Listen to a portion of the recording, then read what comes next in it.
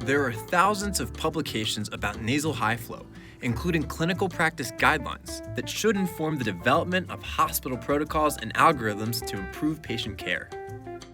While evidence tells us what to include in a protocol, it can be tricky to know how to manage each parameter in practice. Think of the parameters like ingredients in a recipe.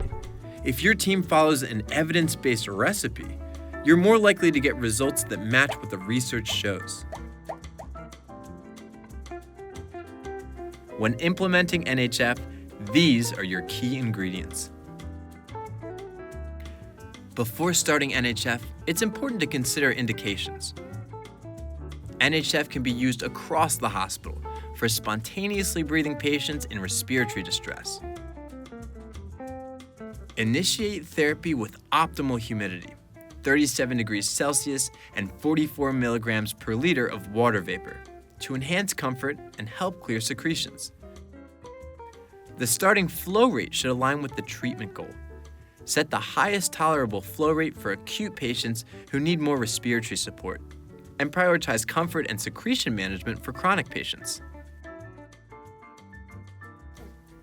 If supplemental oxygen is needed, it can be titrated to meet target saturations.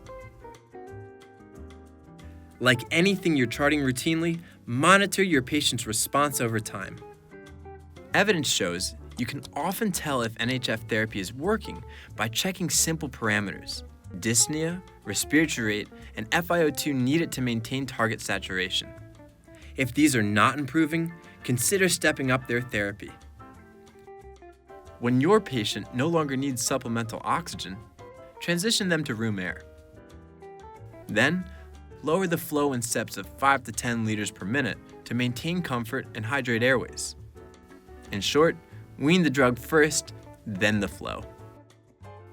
In the hands of the best chefs, like you, the recipe or protocol we've covered is just a starting point based on the evidence.